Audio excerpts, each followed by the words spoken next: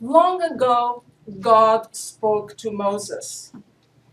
He commanded him to take his people who were in bondage in Egypt and lead them away to a different land, a land of liberty, the promised land.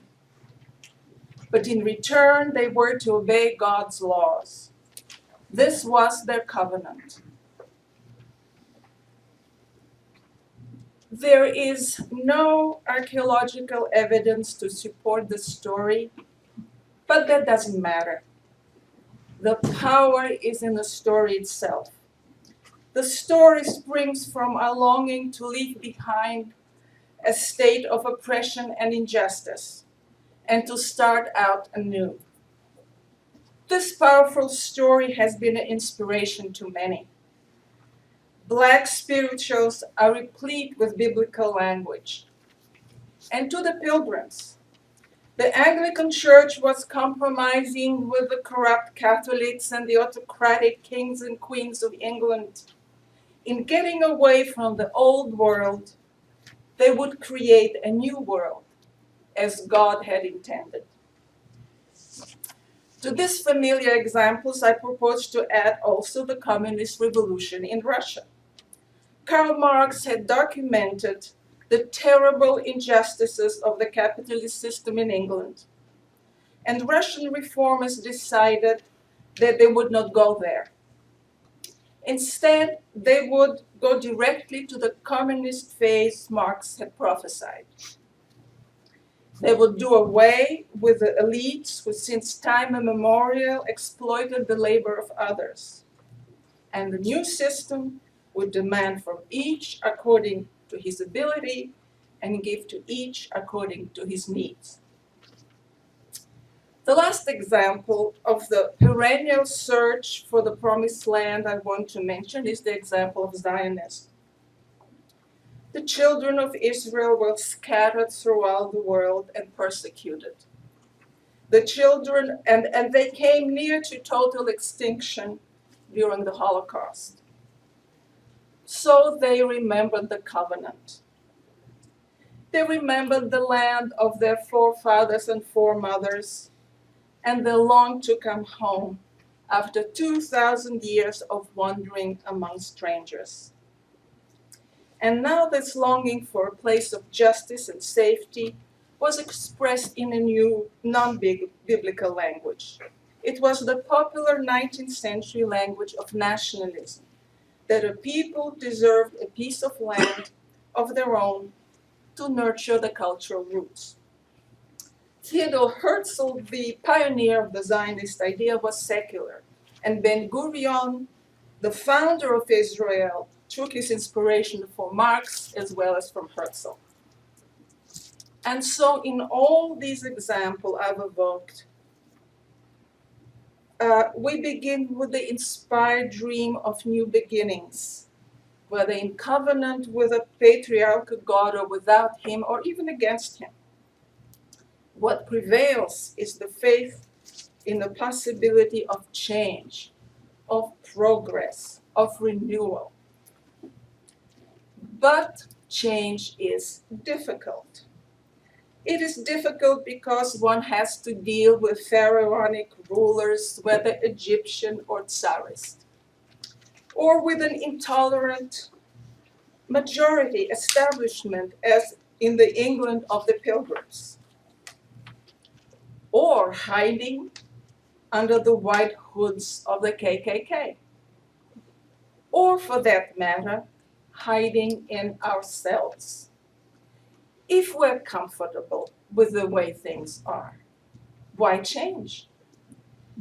If we benefit from the established rulers or rules, it's easy not to notice the suffering these rules impose on others. Have you heard of the doctrine of discovery? The UU General Assembly has chosen that subject as a study topic for this year. Luckily, Chuck Tatum has volunteered to pick up on this idea, and I hope you will pursue it during the Wednesday evening workshops. I will only refer to it briefly here because it is related to my theme of searching for the promised land. We know that the pilgrims, guided by a faith in their own predestination for this holy task, came to these shores to build a new Jerusalem, the shining city on a hill. To their descendants, the skyscrapers of New York may well look like the shining city on the hill. To others, it may be Gotham. But that is the price of civilization. Civilization is the operative word. They and other European colonies brought civilization to the savage shores of America, where savage peoples roamed the forests and plains, running naked or covered in animal skins. These savages lived in primitive huts with primitive tools and primitive habits. They did not know the word of God.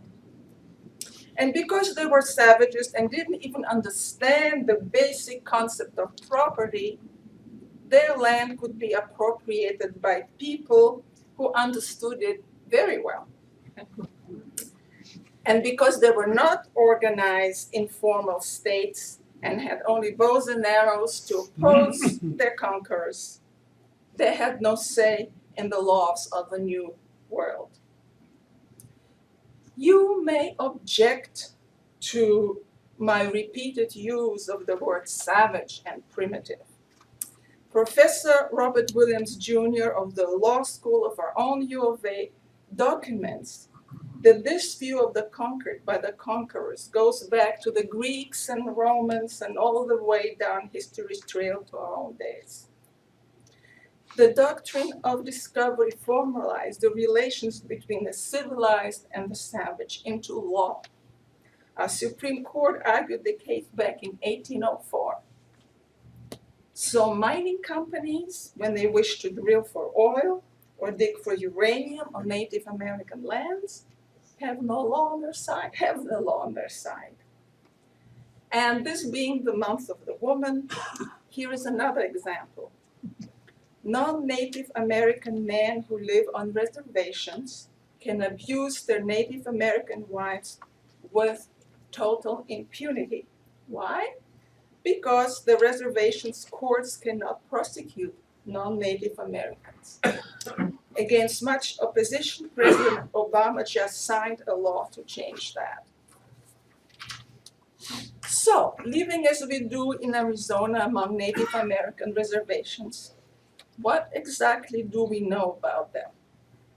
It is hard to step away from our own affairs to contemplate the suffering that resulted from the initial hubris of the pilgrims, the unshakable conviction that they knew God's ways better than anyone else, and the subsequent appropriation of our position of obvious advantage in the name of civilization. I will not dwell on the results of the utopian dream of communism in Russia. There is no dearth of fire and brimstone sermons on that topic. I will just say that my own family suffered the consequences of that brave dream together with millions of others. Let me concentrate then on the idea of the promised land in today's Israel and Palestine. The Zionist idea, first just an idea and a dream, became flesh, so to speak, in the foundation of the State of Israel in 1948. The notion of a land without people for a people without a land conquered the minds and hearts of Europeans and Americans who, after all, harbored guilt feelings for the millennial persecution of the Jews. Of course, the British, who occupied Palestine, knew very well that it was not a land without people. Nor did the Palestinians run around naked or clad in animal skins. All the same, it was a small place which had suffered conquerors going back to the Assyrians and Egyptians and Babylonians and Persians and Ptolemies and Seleucids and Romans and Byzantines and Arabs and Crusaders and Turks and the British. I hope I haven't insulted any claimants through omission. At the same time, the locals fought each other over specific areas of Palestine, which reflects the biblical name of the Philistines. The Bible also speaks of Canaanites and Nabateans and Samaritans and Israel in the north and Judea in the south. And I'm sure I've missed a few because I have not been reading my Bible just recently. So, tribal and cultural religious contests over nation building are a familiar fact of history.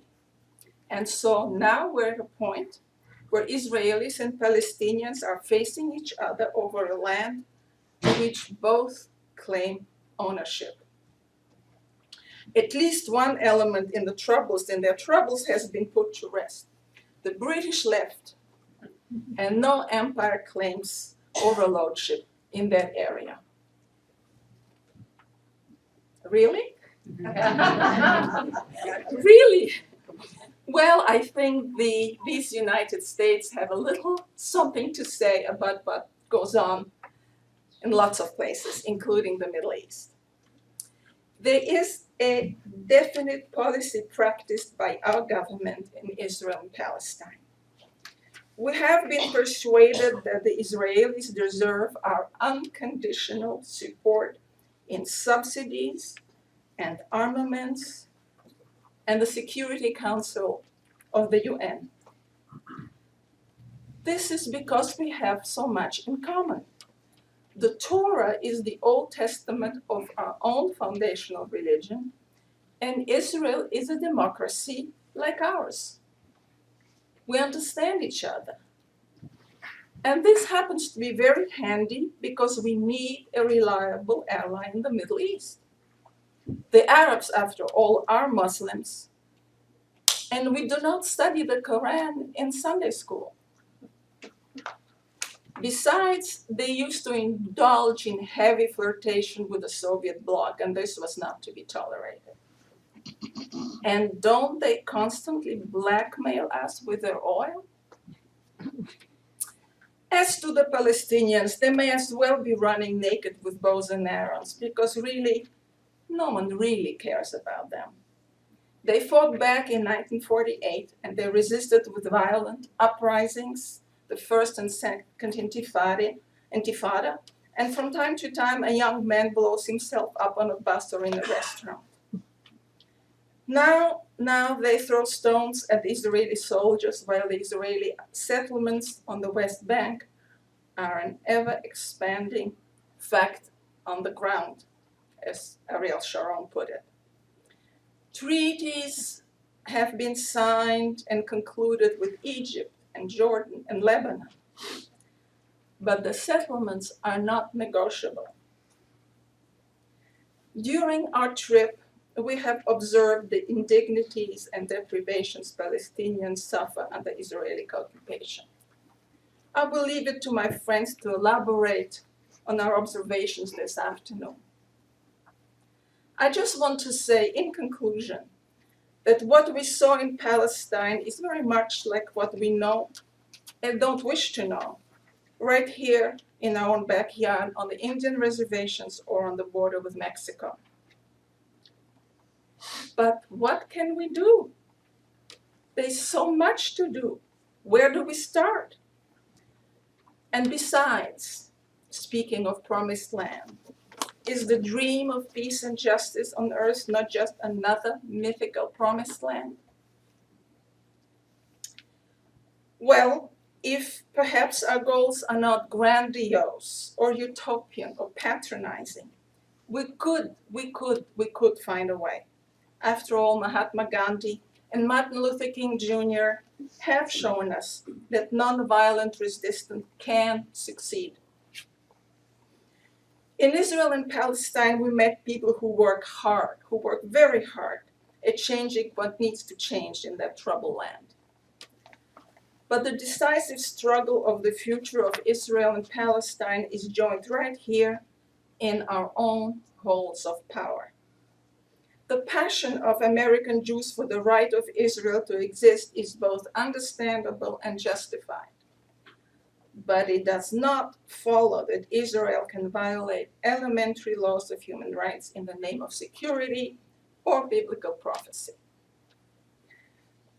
Palestinians now make up more than 50% of all refugees in the world, and those that remain on their land are now virtual prisoners on it. The Palestinians too deserve our passion for peace and justice and human dignity. A Unitarian Universalist symbol of the lighted chalice harks back to the days when a group of determined Unitarian Universalists organized the rescue of Jews out of Germany. Let it now shine the light on the plight of the Palestinians.